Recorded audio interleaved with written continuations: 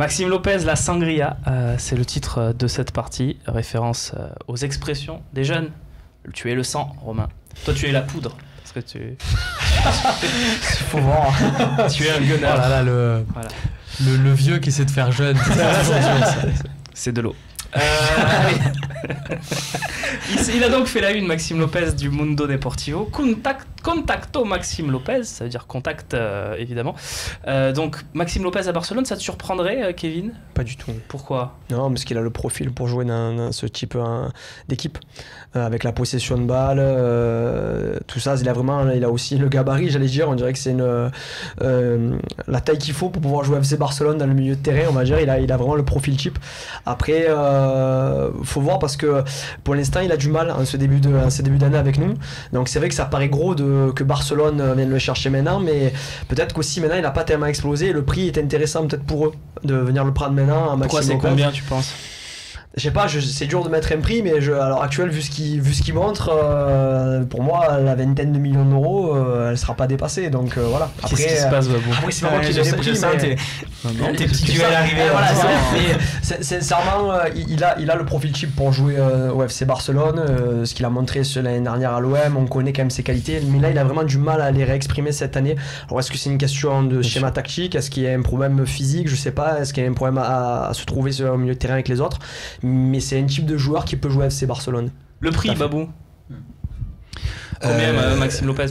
À combien t'accepterais? Tu te dis, bon, c'est dommage qu'il parte, mais bon, s'il y a tant d'argent, ça nous permettrait peut-être de recruter à tel poste, de faire des choses. Parce que les 200 millions vont finir par s'épuiser au bout d'un moment. Donc... De toute manière, c'est dans le projet, c'est-à-dire qu'il va falloir vendre des joueurs après. L'investissement de 200 millions, tu vends aussi ton seul joueur du centre de formation qui a réussi. Ce qui est compliqué, c'est ça. C'est que moi, je serais tenté de te dire que tu parles de 20 millions, par exemple, si cet été on me propose 20 millions d'euros. C'est pas pourquoi je le lâche. Attention, j'aimerais beaucoup plus, mais je veux dire, dans le sens où ce qu'il montre aujourd'hui, c'est pas sur le marché des transferts, c'est pas un joueur que tu peux demander beaucoup plus par rapport à ce qu'il a prouvé pour l'instant en 6 mois. Mais bon, après, ça peut aller vite aussi. Ce qui est difficile à l'OM, c'est que tu disais, il a le profil type pour jouer à Barcelone. Moi, je te dirais qu'il a vraiment un profil particulier et qu'il peut pas jouer dans n'importe quel style de jeu. Et ce qui est difficile, c'est que je sais pas s'il peut exploser à l'OM, parce que est-ce que le système est fait pour que ce joueur-là puisse s'exprimer? Moi, je l'ai dit souvent, j'ai du mal. En quoi il n'est pas fait pour qu'il puisse s'exprimer, Babou, puisque tu rentres dans le... On parle souvent de dire d'avoir la possession ou quoi, mais finalement, tu t'aperçois que quand même, on a besoin quelquefois de jouer avec un bloc assez haut et d'avoir des joueurs comme peut-être Sanson qui va être plus efficace parce qu'il va récupérer des ballons, et ensuite dans la transition, ça va se jouer en 2-3 passes et ça va être un jeu plutôt rapide. Maxime Lopez est un joueur vraiment pour cadenasser le ballon, pour jouer un peu plus derrière, comme le fait Barcelone des fois, tourner longtemps. Nous à Marseille, à l'OM, en tout cas au Vélodrome, quand on fait ça, quelquefois tu commences un peu à te faire siffler parce qu'on a envie d'aller un petit peu de l'avant. Non, juste, je pense qu'il a aussi besoin d'être entouré de joueurs un peu assez physiques aussi. Et là, il y a beaucoup de joueurs techniques comme Payet, comme Sanson, comme Thauvin. Et je suis pas sûr que dans le milieu de terrain, on lui demande pas de beaucoup défendre, chose qu'il ne sait pas vraiment faire. Ouais. D'accord. Tiens, même question DJ Soun. Déjà, moi, pour ce qui est du prix, je suis peut-être un grand optimiste, mais je pense qu'il sera vendu beaucoup plus cher vu les surprises qu'on a eues cet été au niveau des prix improbables. Je vais faire un René Malville. Vas-y, continue. Non, mais faites un René Malville si tu veux, ça me fera plaisir, ça me donnera un peu de l'importance. Après, est-ce qu'il faut le vendre ou pas? C'est sûr que le championnat espagnol lui correspond plus. J'ai l'impression que c'est nettement moins physique qu'en France. En France, il y a des buffs au milieu de terrain, des types d'1m80 qui font des allers-retours non-stop tout le match, qui vont lui coller au basque. C'est difficile pour lui d'exprimer son football à ce petit garçon. Parce qu'on dirait vraiment un gamin sur le terrain. Des fois, il me fait un peu de peine, limite, quand il se fait valdinguer 6 mètres plus loin, après, avec une petite charge à l'épaule. Le FC Barcelone, par contre, quand je vois c'est le futur Iniesta, et que là, je comprends pas grand-chose à l'espagnol, mais c'est écrit, c'est le même style que Xavi. Il y a du travail encore, il y a du boulot quand même. Quoi. Mais c'est vrai que dans le 4-3-3 espagnol n'est pas le même, c'est pour moi que le 4-3-3 français, voilà. Et il y a vraiment une différence de jouer une trentaine de matchs en Espagne dans ce système-là que de jouer une trentaine de matchs en France, en Ligue 1, dans ce système-là. Avant, je sais que Romain n'a pas encore parlé sur le sujet, mais c'est vrai qu'au jour d'aujourd'hui, c'est vrai qu'on te dit Barcelone, ils refusent série, ils veulent prendre Lopez. Et presque, là, honnêtement, si aujourd'hui tu me proposes entre Seri et Lopez, je sais bien qu'il va peut-être devenir une sacrée pépite. Tu vas arriver à faire un sol sans parler de Seri. Ouais, mais c'est dur pour moi de me dire. C'est pas la même chose. Je pense que si tu mets à la place de quelqu'un qui a investi, Maxime Lopez reste un joueur de 19 ans. Ah, il est pas vieux, Seri. Mais il a 25-26 ans. Et dans le football moderne, quand tu as 25-26 ans, tu n'as pas 19 ans. Et c'est énorme, 6 ans d'écart. C'est-à-dire que voilà, quand on verra Lopez, quand il aura 25-26 ans, où il en sera au niveau du potentiel. C'est ça le truc. Et Seri sera déjà. Il y a une interrogation quand même. Ça peut bien tourner. Romain, tiens, et départage tout le monde et puis réponds aussi à Zako, tu nous fais la totale. Allez, Zako, la question, le choix de Lopez d'aller au Barça peut-il dépendre de notre qualification avec des champions l'an prochain? Bon, on va faire simple, vous êtes tous nuls. Voilà. Déjà, j'en peux plus. Tu fais vraiment ton René là.